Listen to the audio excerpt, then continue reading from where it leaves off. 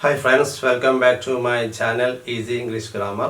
In this class we are going to learn relative pronouns. What are known as relative pronouns?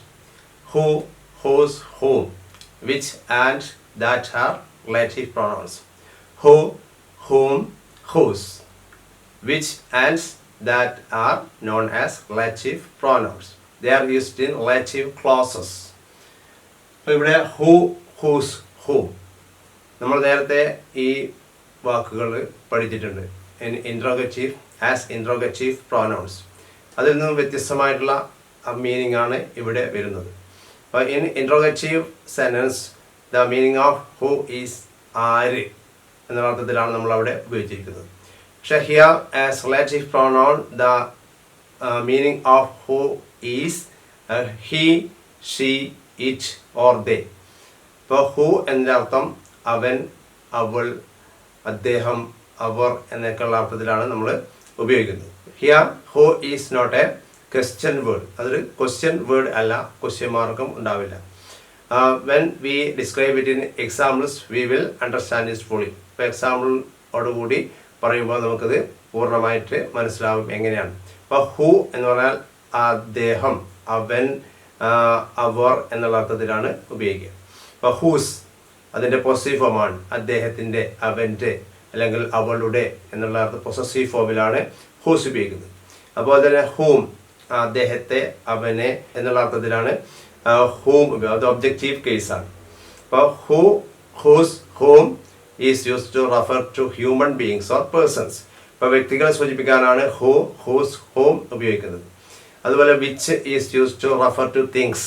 വസ്തുക്കളെ സൂചിപ്പിക്കാൻ വേണ്ടിയാണ് നമ്മൾ which ഉപയോഗിക്കുന്നത്. That is used to refer to both persons or things or humans and things. അപ്പോൾ മനുഷ്യന്മാരെയും മറ്റ് വസ്തുക്കളെയും സൂചിപ്പിക്കാൻ വേണ്ടി നമ്മൾ ദാറ്റ് ഉപയോഗിക്കുന്നു. No sentence begins with these kinds of pronouns. Who is that എന്നുള്ള ക്വസ്റ്റ്യനിൽ ഹു എന്നുള്ളത് ക്വസ്റ്റ്യനാണ്. അവിടെ അത് it is a question word. Here we begin the sentence with who. അപ്പോൾ ആ സെൻറ്റൻസ് സ്റ്റാർട്ട് ചെയ്യുന്നത് ഹു കൊണ്ടാണ്. Relative pronoun is not used to begin a sentence. ഒരു സെൻറ്റൻസ് ആരംഭിക്കാൻ വേണ്ടി ഒരിക്കലും നമ്മൾ റിലേറ്റീവ് പ്രോനൗൺ ഉപയോഗിക്കാറില്ല. അപ്പോൾ we will understand it fully when we explain it with examples. ഉദാഹരണത്തോടു കൂടി നമ്മളത് വിശദീകരിക്കുമ്പോൾ നമുക്ക് വ്യക്തമായിട്ട് മനസ്സിലാകും how these pronouns can be used. എങ്ങനെയാണ് ഈ റിലേറ്റീവ് പ്രൊനൗൺസ് ഉപയോഗിക്കേണ്ടത്. Relative pronouns are used to form relative clauses or adjective clauses. Relative clause അല്ലെങ്കിൽ എഡ്ജക്റ്റീവ് ക്ലോസ് ക്രിയേറ്റ് ചെയ്യാൻ വേണ്ടി നമ്മൾ ഈ റിലേറ്റീവ് പ്രൊനൗൺസ് ഉപയോഗിക്കുന്നു. അപ്പോൾ here this is the boy. It is a separate sentence. He won the first prize. അപ്പോൾ here we have two sentences. This is the boy. He won the first prize. These two sentences can be combined by using an appropriate pronoun, relative pronoun. അപ്പോൾ ഈ രണ്ട് സെൻറ്റൻസുകൾ നമുക്ക് ഒരു pronoun relative pronoun ഉപയോഗിച്ചുകൊണ്ട് ഒറ്റ sentence ആക്കി മാറ്റാം. അപ്പോൾ ദിസ് ഈസ് ദ ബോയ്. ഹിയുടെ സ്ഥാനത്ത് ഹു ചേർക്കാം. This is the boy he won. അപ്പോൾ who won the first prize. This is the boy who won the first prize. ഇപ്പോൾ ഒന്നാം സമ്മാനം കിട്ടിയ കുട്ടിയാണ് ഇത്. അപ്പോൾ this is the boy who won the first prize. അപ്പോൾ these two sentences are combined into one sentence. അപ്പോൾ അത് ഒരു സെൻറ്റൻസ് ആയിട്ട് മാറുകയാണ് അവിടെ ചെയ്തത്. അപ്പോൾ here this is the boy, it's A sentence. And he won the first prize, this another sentence. Here, this is the boy who won the first prize. This is the boy who won the first prize becomes a single sentence. അപ്പോൾ ആ രണ്ട് സെൻറ്റൻസിനെ കൂട്ടി നമ്മളിത് single sentence ആക്കി മാറ്റുന്നു. അപ്പോൾ here we have this who has the relative pronoun. അപ്പോൾ ഇവിടെ ഹുവിൻ്റെ അർത്ഥം ആര് എന്ന അർത്ഥത്തിലല്ല, ഹി എന്ന അർത്ഥത്തിലാണ് ഇവിടെ ഉപയോഗിച്ചിരിക്കുന്നത്.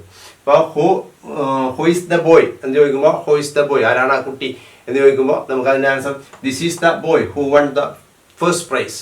അപ്പോൾ ഈ ഒന്നാം സമ്മാനം കിട്ടിയ കുട്ടിയാണത് എന്നുള്ള അർത്ഥത്തിലാണ്. അപ്പോൾ ആര് എന്ന അർത്ഥമല്ല ഇവിടെ വരുന്നത്, അവൻ എന്നുള്ള അർത്ഥത്തിലാണ് വരുന്നത്. This is the boy who won the first prize. Next whose. She is the girl. She is the girl. Her father is a pilot. We have here two sentences. Here we have two sentences. She is the girl. She is the girl. and her father is a pilot. She is the girl, her father is a pilot. We can combine these two sentences by using whose instead of her. She is the girl whose father is a pilot. She is the girl whose father is a pilot. അപ്പോൾ pilot അച്ഛൻ പൈലറ്റായ ഒരു പെൺകുട്ടിയാണത്. She is the girl whose father is a pilot. Here who stands for her. ഹെറിന്റെ സ്ഥാനത്താണ് പൊസസീവിലാണ് whose stand ചെയ്യുന്നത്. അപ്പോൾ she is the girl whose father is a pilot. Here the sentences she is the girl and her father is a pilot are combined into one sentence. അപ്പോൾ അവിടെ അത് whose എന്ന relative pronoun ഉപയോഗിച്ചുകൊണ്ട് നമ്മൾ ഒരു sentence ആക്കി മാറ്റിയിരിക്കുകയാണ്. അപ്പോൾ she is the girl whose father is a pilot. Yes, we are going to discuss whom, the objective form. Who, whose, whom. Here we have two sentences. That is the man. That is the man. It is an independent sentence, independent clause. I am looking for him. That is the man. I am looking for him. These two sentences can be combined by using the relative pronoun whom. Whom എന്നുള്ള relative pronoun ഉപയോഗിച്ചുകൊണ്ട് നമുക്ക് ഈ രണ്ട് സെന്റൻസുകളെ ഒരു sentence ആക്കി മാറ്റാം. That is the man. That is the man whom I am looking for. പിന്നെ him വേണ്ട. Whom stands for him. This is the man I am looking for. That is the man whom I am looking for. So here we can combine these two sentences by using the relative pronoun whom. That is the man I am looking for him. This is the objective case. That's why whom is used here. That is the man whom I am looking for. That is the man whom I am looking for. ഞാൻ അന്വേഷിക്കുന്ന ആളാണ് അത്. അപ്പോൾ that is the man. അയാളാണ്. I am looking for him. ഞാൻ അയാളെ അന്വേഷിച്ചുകൊണ്ടിരിക്കുന്നു. അപ്പോൾ these sentences are combined into one. That is the man. That is the man whom I am looking for. That is the man whom I am looking for. ഞാൻ അന്വേഷിക്കുന്ന ആളാണ് അത്. അപ്പോൾ here we can use these relative pronouns to form relative clauses. Relative clause form ചെയ്യാൻ വേണ്ടി നമുക്ക് relative pronoun ഉപയോഗിക്കാം. So these are essential part of it. ഇപ്പോൾ defining relative clauses ആണ്. Next we are going to discuss that. This is the house. This is the house. Raju built it. This is the house. Raju built it. ഇതാണ് വീട്. Raju built it. Raju അത് നിർമ്മിച്ചു. So these two sentences can be combined by using that or which. That അല്ലെങ്കിൽ which ഉപയോഗിച്ച് നമുക്ക് ഈ സെന്റൻസിനെ combine ചെയ്യാൻ പറ്റും. This is the house that Raju built. This is the house that Raju built. അപ്പോൾ രാജു നിർമ്മിച്ച വീടാണ് ഇത്. Or this is the house that or this is the house which Raju built. അപ്പോൾ രാജു നിർമ്മിച്ച വീടാണ്. അപ്പോൾ these two sentences can be combined by using the relative pronoun that. That എന്നുള്ള relative pronoun ഉപയോഗിച്ചുകൊണ്ട് we can combine these two sentences into one. ഒരു sentence ആയിട്ട് നമുക്കത് മാറ്റാം. അപ്പോൾ this is the house Raju built it.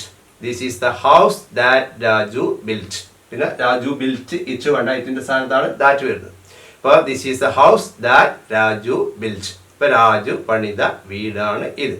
This is the house that Raju built. Here these two sentences are combined by using the relative pronoun that. Here we have which. I bought a pen yesterday. I bought a pen yesterday. It doesn't write well. Here we have two sentences. The first is I bought a pen yesterday. ഞാൻ ഇന്നലെ ഒരു പേന വാങ്ങി.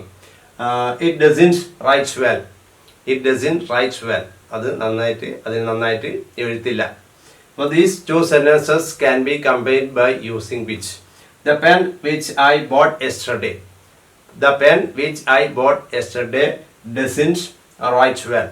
ഇന്നലെ ഞാൻ വാങ്ങിയ ആ പേനക്ക് നന്നായിട്ട് എഴുത്തില്ല. The pen which I bought yesterday doesn't write well. അപ്പോൾ here നമ്മൾ we have used a pen എന്നാണ് പറഞ്ഞത്. അത് ഇവിടെ വരുമ്പോൾ the pen എന്നായി മാറുന്നു. അപ്പോൾ ആർട്ടിക്കിൾ പഠിക്കുമ്പോൾ നമ്മൾ പഠിക്കും ഒരു സാധനം നമ്മൾ ഒരു ആദ്യ പ്രാവശ്യം ഇൻഡെഫിനൈറ്റ് പറയുന്നു. അത് രണ്ടാമതായിട്ട് അതിനെപ്പറ്റി പറയുമ്പോൾ അത് ഡെഫിനിറ്റ് ആയിട്ട് മാറും.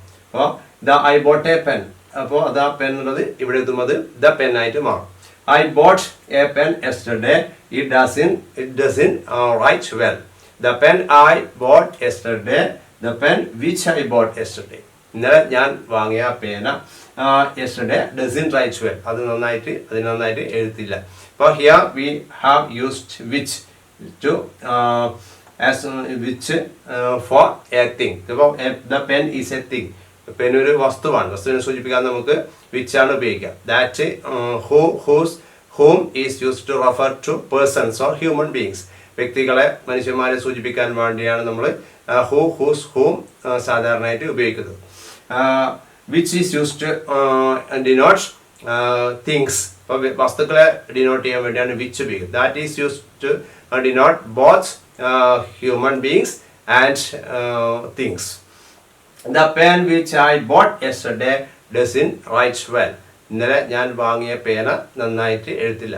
അപ്പോൾ here we have discussed this relative pronoun by defining clauses. ഇപ്പോൾ defining clauses or identifying clauses വെച്ചാണ് നമ്മൾ പറഞ്ഞത്. Here we have non-defining clause. But non-defining clause, it is not an essential part of a sentence. ഇപ്പോൾ സെൻറ്റൻസിൻ്റെ essential part അല്ല. It gives us some information about the subject. ആ സബ്ജക്റ്റിനെ പറ്റിയുള്ളൊരു information, അത് extra information തരുന്നു എന്ന് മാത്രം. അപ്പോൾ here in this example APJ Abdul Kalam, who was the former president of India, is known as the missile man of India. ഇന്ത്യയുടെ മുൻ പ്രസിഡന്റായിരുന്ന APJ Abdul Kalam, അദ്ദേഹമാണ് മിസൈൽ മാൻ ഓഫ് ഇന്ത്യ എന്ന് അറിയപ്പെടുന്നു. അപ്പോൾ here APJ Abdul Kalam, who was the former president of India, already under this extra information. അപ്പോൾ APJ Abdul Kalam is known as the missile man of India എന്നുള്ളതാണ് ആ main clause ആയിട്ട് വരുന്നത്. അപ്പോൾ അതിനെ പറ്റിയുള്ളൊരു എക്സ്ട്രാ ഇൻഫർമേഷൻ. അപ്പോൾ who was the former president of India is an extra information about APJ Abdul Kalam. അപ്പോൾ APJ Abdul Kalamനെ പറ്റിയുള്ളൊരു എക്സ്ട്രാ ഇൻഫർമേഷൻ മാത്രമാണ് who was the former president of India. അത് it is not the essential part of this sentence. ആ സെൻറ്റൻസിൻ്റെ essential part അല്ല. അതുകൊണ്ട് it is known as the non defining clause. Thank you for watching. Please subscribe, share and comment. Thank you very much.